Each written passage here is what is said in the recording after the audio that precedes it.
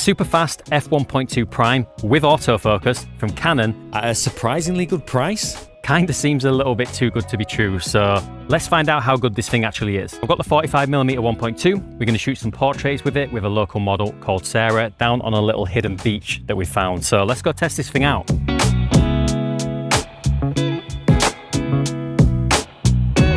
So throughout this video, I'll not only be showing you tons of photo examples, but I'm also going to be dropping in video clips in between, all shot on the 45mm 1.2 using the R6 Mark III.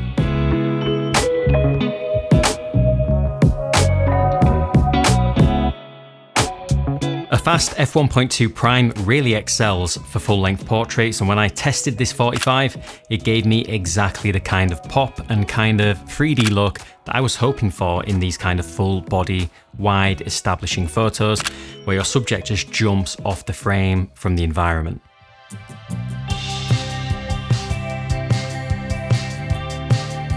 And 45mm is a new focal length for me in a prime especially, but it was great to use for portraits, especially in a location like this. It's a very versatile field of view. You can move in for like mid-length shots with tons of background separation, and it is just really a great storytelling lens. It's perfect for capturing a variety of different framings, and this could really be the perfect lens for environmental portraits because it's tight enough for portraits like mid-lengths and headshots, but it still tells the story of the location, and that's just my favorite type of lens and favorite type of prime.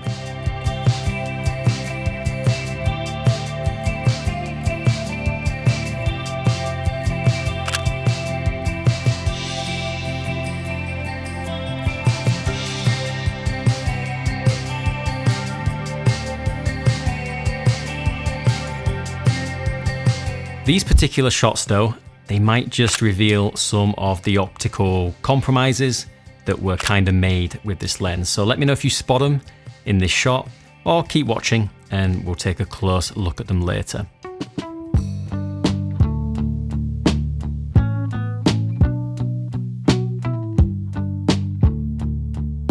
This lens has a pretty dreamy look to it straight out of camera. It's a little low contrast, but you can just add that contrast back in. It's got nice smooth bokeh in the grand scheme of things, and I really like how these shots turned out. They've got a kind of vintage feel to them. But some of the backgrounds in these portraits are kind of minimal. They're not very busy, so we'll see how it holds up later in a more kind of challenging situation. Step this lens down to 2.8 as well. It gives really impressive results. The contrast is excellent, and I love stepping down a little bit on a 45 or a 50 for headshots. And centrally, the images certainly look contrasty and sharp enough to me, but we won't really know how good this is until we put it up against some of the competition later on in the video. But you guys know that I love the RF50 1.2L lens. I use it all of the time, and using this 45 honestly makes me feel right at home as somebody that just loves a 50mm prime. And 45mm is pretty interesting because it's wider than the classic 50 but tighter than 35. But it gives you a really natural perspective that, in my opinion, still flatters the face more than 35. And for a prime lens, it keeps you close enough to your subject so you can still talk and communicate, and you can direct and share ideas easily. It really is a pretty great single lens solution for portraits, in my opinion.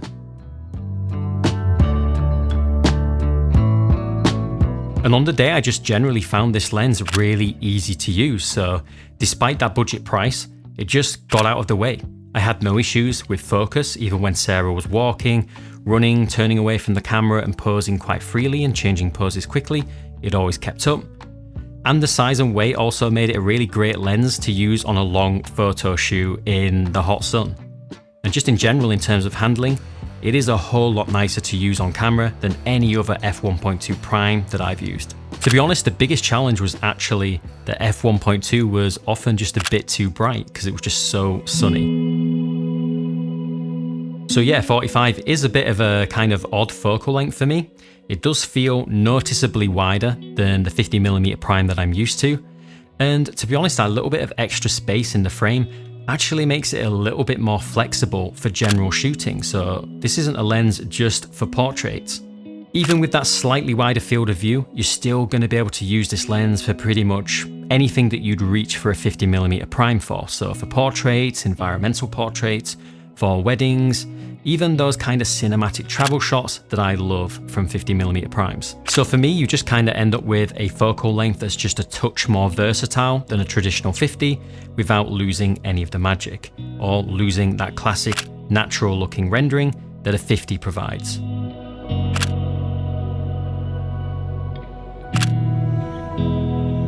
So I'll show you now the extra width that you get with this lens compared to a 50mm prime. So here's the RF 50mm 1.2, which actually has a slightly tighter field of view than most 50mm primes, like this 1.8, which is noticeably wider, as you can see. And now here's the RF 45 1.2. And as you can see, it gives you a surprising amount of extra width. And to kind of show that, you can see the extra field of view you get with 45 over 50, illustrated by the edges outside the box. And that extra space just makes it great for capturing more of the environment in your portraits and general photos. But is this thing sharp? Let's take a quick look. I shot some portraits on my R5 Mark II to really test this lens, checking central sharpness wide open at f1.2 and then again at f2 and f2.8, just to see how things improve as we step down. Zooming in on the f1.2 result on the left, actually looks pretty good in isolation. The eye is sharp enough, I think, though there is a slight lack of contrast, which for a portrait lens can actually sometimes be a flattering thing because it kind of smooths skin detail a little bit. Move over to the f2 image in the middle and you see a very big jump in sharpness and clarity and contrast. It looks really, really good centrally at f2, and by f2.8 on the right, it is simply fantastic. This lens is razor sharp when you step it down. Overall, for an f1.2 portrait lens at this price, I've been genuinely impressed. After shooting thousands of images with this lens, and also being very, very used to the much more premium RF 51.2, I haven't had a single shot where I've personally been disappointed with the results because of sharpness. In fact, quite the opposite. To be honest, I've been pretty pleasantly surprised by this thing. I even tested it on the Canon RP because I think a budget lens like this is obviously going to end up on a lot of cheaper bodies out there, and I just wanted to try it out, and honestly, the performance was great on the RP as well. But we do all have different standards when it comes to sharpness, so feel free to download those earlier comparison shots and decide for yourself. Now let's look at corrections, because this lens does rely on them pretty heavily. So as you can see, there is a lot of vignetting being lifted here. Turning corrections off completely changes the overall exposure of the image. And you can see the vignette reaches right into the center of the frame as well, so it needs a significant boost to even things out. It's also correcting some distortion, which you can see in the horizon line in the background, and the image is seemingly being stretched a little bit, and I think that's probably to remove the mechanical vignette in the corners of the frame. So the vignette does clear up a little bit by f1.8, but we don't really see it go away until 2.8, where at that point the distortion vignette is minimized a bit and the lens looks pretty good. Just keep in mind that if you are buying this lens to shoot in a lot of low light situations, then heavy vignetting correction like this can introduce noise into the lifted areas of the image. But to be fair, the RF 51.2, the L lens, shows a similar amount of uncorrected vignette. So although it's not ideal, it is also not unusual for a super fast prime like this. And while we're talking about the RF 51.2, let's compare it to this 45 just for a minute. And first off, just take a guess which of these shots you reckon was taken on the far more expensive 51.2 L lens. So it's actually the image on the left, that's the 51.2, and the one on the right is the 45. So pretty similar, right, when you're just looking at the images like this. Here's another example, this time closer in, 45's on the left, 50's on the right. And in terms of overall character and rendering, they are actually pretty close. I do notice that the 50mm has a bit more contrast and slightly warmer, more flattering colors, which is great for portraits in my opinion. But it's not a night and day $2 difference, to be fair, and I don't think that most people would look at these side by side and guess that they were shot on lenses at completely opposite ends of the price spectrum. But of course, there are differences, especially when we look at the bokeh. Zooming in on this bird of paradise plant in the background, you can see that the 45 1.2 has kind of noticeably sharper, harsher edges in the outer focus areas compared to the 50-1.2. And I don't think that it's just simply due to the slightly wider focal length either. Looking at these blossoms again in the background tells the same story, where the 50-1.2 renders them just a whole lot smoother. And this is where you really start to see what you're paying for with these super premium L lenses.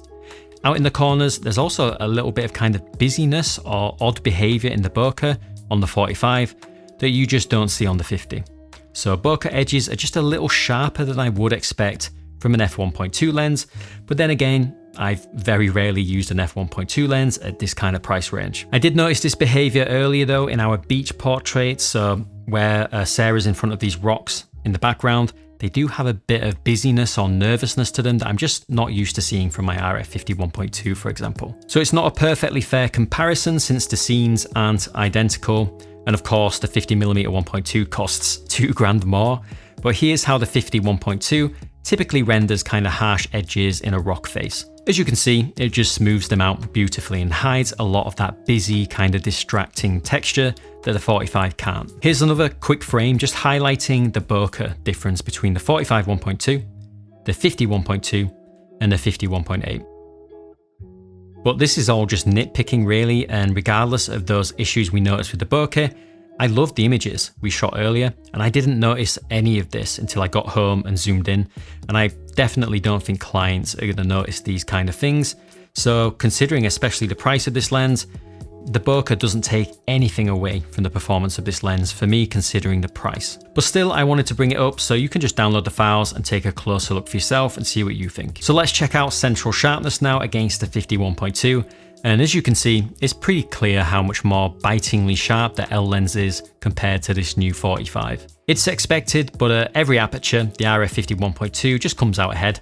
And since the VCM 1.4 version in my test typically outperforms the 50-1.2 in sharpness, it's pretty safe to assume that that lens would beat this new 45mm as well. But let's give it a bit of a fairer fight now. Let's compare the 45 to two of my absolute favorite budget primes. So we've got the RF 50-1.8 and the RF 35 1.8. And take a look at how they all render a kind of environmental portrait with a reasonably busy background. And overall, the colour and contrast are all pretty similar across the board, to be honest. But the new 45 1.2 does do a better job at smoothing out those harsh, busy edges compared to both the 50 and especially the 35. Zooming in and checking out central sharpness, the 45 and the 50 are surprisingly close, which is impressive considering we're comparing 1.2 to 1.8. The 35 though is a step above both in sharpness, which to me is no surprise. This has always been a very sharp little lens. But step the 45 down to f1.8 to match the others, and it handily beats the nifty 50, and honestly it might even edge out the 35 a little bit, being a little bit more contrasty and clear. It's close, but overall the 45 performs extremely well against these budget primes at similar apertures. But again, you can download these files as well and make up your own mind. I also quickly compared it to the RF 24-70 at 45mm 2.8 because that zoom is really sharp. And when you stop this new 45 down to 2.8 to match it, it's pretty much just as sharp as the zoom. So while this lens is obviously definitely really worth buying if you're going to use it at 1.2, if you do decide to step it down, you are going to get fantastic central sharpness from this lens. So now let's take a quick look at corner sharpness performance though. So I shot this scene on each of the budget primes, focusing on the van right at the edge of the frame and zooming in to 400%. And if you're some kind of absolute rebel who shoots landscapes wide open at f1.2, well then behold the monstrosity that is the RF 45 1.2 in the extreme corners. It almost looks like you're seeing double, but you're not drunk. There's just quite a lot of smearing, and it's a pretty rough result in the corners at 1.2. The 50 1.8 looks a bit better, and the 35 1.8 is surprisingly good. Step the 45 down to 1.8, and it basically matches or beats the 50 1.8, and it starts catching up to the 35 as well, with a real big jump in clarity. At 2.8, the corners just look great. They're clean, sharp, and better than the 50 1.8 when that's at 2.8, and easily as good as the 35. Step them all down to f4 and everything just looks fantastic across all these lenses, but the 45 is the best of the bunch, performing really well across the whole frame. So while I did expect wide open corners to be pretty weak, I didn't expect them to improve this quickly once you step the lens down a little bit. So Just from this little test, I think it's absolutely usable for landscape work once you hit those kind of smaller apertures beyond 2.8. So one thing that this 45 does struggle with is chromatic aberration. So zooming in on this example, we can see in areas of kind of high contrast, like branches and leaves against a bright sky, you can see an awful lot of purple fringing wide open. Compared to the 51.8 though, it's actually fairly similar, with the 45 being a little bit worse wide open, but if we step the 45 down to 1.8 to match, it clears up quite a bit in comparison. I also used this lens in quite a few kind of sunset backlit situations, and I was pleasantly surprised by how well it handled flaring. So it's actually pretty reasonably flare resistant, and it doesn't lose a ton of contrast as well when you're shooting straight into a direct light source. So overall, from my limited use, I was actually really happy with the flare performance from this lens. So let's talk about photo autofocus, and this is very much a portrait focus lens, I think. And for that purpose, the AF has been more than good enough. For photographing people in most scenarios, it'll track the eye quickly and reliably, performing, in my experience, very similar to the much more expensive RF 51.2L lens. Even at 45 f1.2, where the depth of field is razor thin, it rarely let me down in terms of locking onto the eye. I tested it across 4 different camera bodies, including the pretty dated EOS RP, and even on that camera it performed absolutely fine, and any kind of limitations or hiccups I noticed were almost definitely down to the camera and not the lens. Also, here's an example with Sarah where she was kind of walking through the water at a decent pace, and reviewing the shots showed basically no misses. Even though I shot all of these at f1.2, which given the scenario is really not sensible. But later on when I repeated it with some running shots, this time at f2, again, I mostly pretty much got keepers through the entire set. So overall, I really don't have much of a hesitation at all recommending this lens for portraits, weddings or events.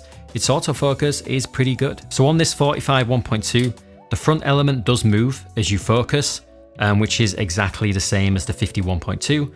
So let's have a quick listen to the kind of photo autofocus noise. I placed a very sensitive microphone about an inch away from the lens, and in my tests, the performance was actually pretty good from this lens, better than I expected. Again, there's just kind of slight whirring or a hum, and I'd honestly say it's quieter than the RF 51.2 and definitely quieter than both the 50 and 35 1.8, but take a listen.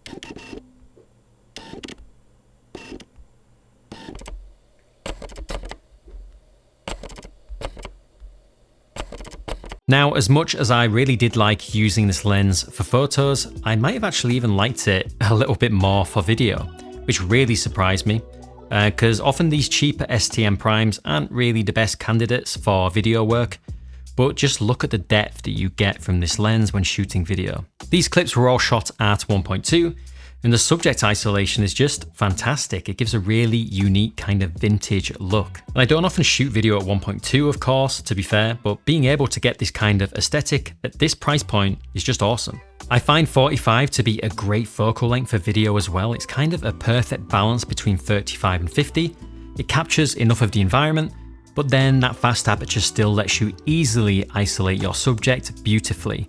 It's just excellent for filming people or picking out details in a scene. Honestly, I wish we'd see more 40 and 45mm primes. I also shot a lot of these clips at f2, which is still a little bit fast for my usual video work, but the autofocus kept up perfectly at every aperture that I used it in. It has smooth transitions, it has reliable tracking, and just a gorgeous overall look when shooting video. So yeah, honestly, this lens, a very pleasant surprise when it comes to video use. And I'm actually looking forward to using it a lot more for video. And with this focal length and fast aperture, it's also a really great option for like interviews or talking headshots as well. Looking at autofocus performance in video, it's not exactly groundbreaking by any means, but this lens will shift focus pretty quickly and confidently with a little bit of focus breathing. As you can see, the results are actually pretty similar to the RF 51.2. I'd say its performance is on par with or maybe slightly better than the RF 51.8, whilst the RF 35 1.8 is just a touch better and kind of faster than the rest. But to be fair, none of these primes are exceptionally fast focusers in video. If you compare them to say something like the RF 24-72.8, you'll really see what a great video lens looks like. As you can see, it's got super fast AF transitions and minimal focus breathing. I also found it to be pretty great for tracking, so here's an example of me just kind of coming in and out of frame, and it finds me pretty confidently and reasonably quickly on the R6 Mark III. I did test it on the R6 II to see what I got, and I did get a slightly less confident result. Now and again it'd lose me a little bit and take a while to find me, but overall, again, not a terrible performance. And here's a quick listen to video autofocus noise, where again it performs pretty good. I'd say it's probably the best of the bunch, and again much quieter than the RF 51.2, only really beaten by the 35.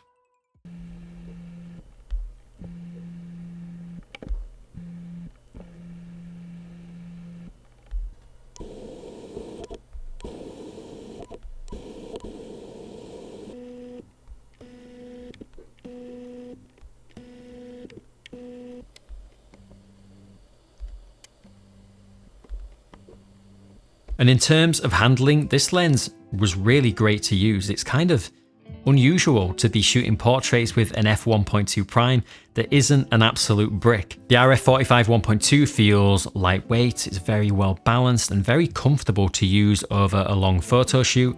So it's going to be really great for anybody that wants this in their wedding kit, or like for me, I used it for travel and it was just perfect for that. I used it across 4 different bodies, including the RP, the R6 II and the R5 II.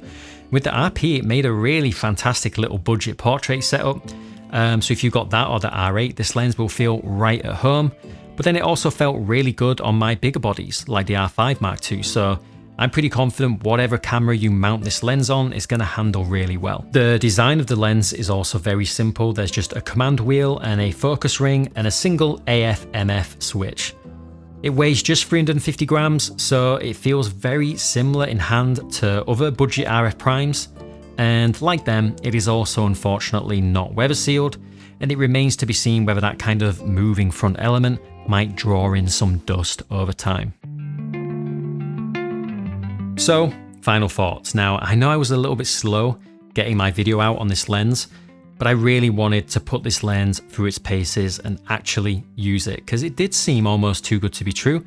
I thought there must have been a catch, and I know that this lens has the potential to be a really popular lens, and I wanted to be very confident in my recommendation, either way, good or bad. And after taking thousands of photos with this lens now, I'm glad to say that I can confidently recommend it. Now, it's not perfect optically or really by any metric, but it is genuinely fun to use. I personally think that the images look great, and for the price, it delivered for me on a dream photo shoot that I can't exactly go out there and just redo. I took a chance bringing this, and I love what it gave me, and it's as simple as that. Until now, to be able to kind of experience a 1.2 prime like this for portraits was only really accessible to people that were willing to spend thousands and go all in on a lens like this 51.2.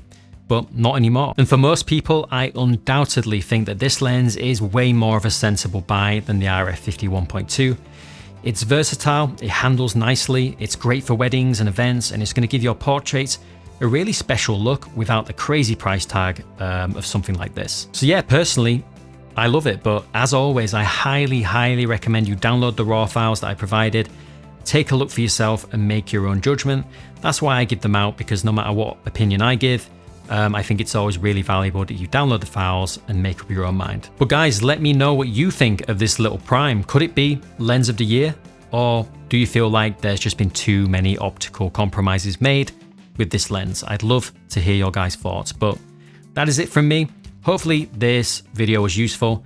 Thank you so much as always for watching, and I'll see you all next time.